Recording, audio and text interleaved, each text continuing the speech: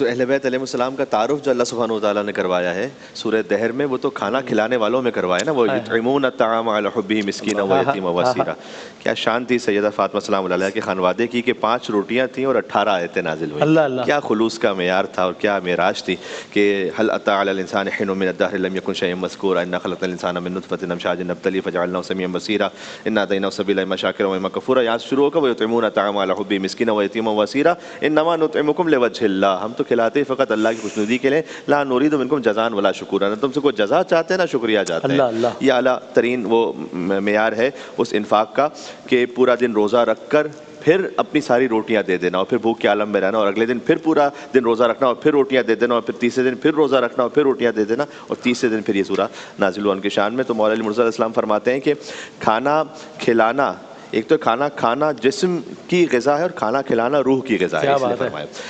اچھا، اس میں ایک جو سب سے بنیادی طور پر جو کھانے کا ادب ہے، حضرت بہلول کا ایک کسی مقام پہ مکالمہ ہو رہا تھا کہ کھانا کھانے کا کیا ادب ہے، تو ظاہر ہے جب وہاں بات ہوئی اور یقیناً اس میں ہے کہ ہاتھ دھونا اور یہ تمام امور، تو انہوں نے فرمایا کہ سب سے پہلے تو یہ کہ دیکھو حلال کھا رہے ہو نہیں کھا رہے ہو، سب سے پہلی تو بنیادی بات تو یہی ہے، یعنی خالی سور کھانا حرام نہیں ہے، حرام کی کمائی سے بکرے کا گوشت کھانا بھی حرام ہے، تو اس بات کو ہمیں سب سے پہلے تو حلال کھانا ہے، یہ بات ہے۔ یونان سے ایک طبیب آیا صادق علیہ محمد علیہ السلام کے پاس، سے پوچھا کہ آپ کے مذہب میں کوئی طب میں کچھ بیان کیا گیا ہے؟ تو فرمایا امام جعفر صادق اسلام نے کہ میرے جد رسول اللہ صلی اللہ علیہ وسلم نے فرمایا ہے کہ جب بھوک لگے تب کھاؤ، بلا وجہ ایسا نہ کھاؤ، اور جب بھوک تھوڑی رہ جائے تو کھانا چھوڑ دو۔ تو اس یونانی طبیب نے کہا کہ آپ کے جد نے ہمارے لیے طب میں کچھ چھوڑا ہی نہیں، بس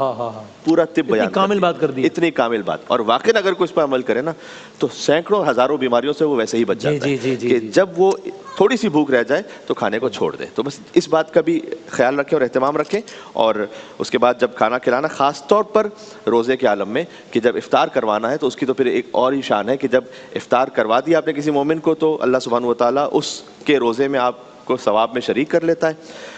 خود کھانا کھلانا اس میں اتنی ایک وسعت ہے کہ اس میں کوئی مستحق غیر مستحق اس کی بھی کوئی شرط رکھی نہیں اللہ نے۔ اطعام المومنین، کسی کو بھی کھانا کھلاؤ، مومن ہے، مسلمان ہے، غیر مسلم ہے، ایتھسٹ ہے، امیر ہے، غریب ہے، بچہ ہے، کھانا کھلانا خود اللہ سبحانہ و تعالیٰ کو اتنا زیادہ محبوب اور پسند ہے، اس وسعت ہے اس میں۔ کیا کہنا ہے، کیا جزاک اللہ، بہت نوازش، بہت شکریہ۔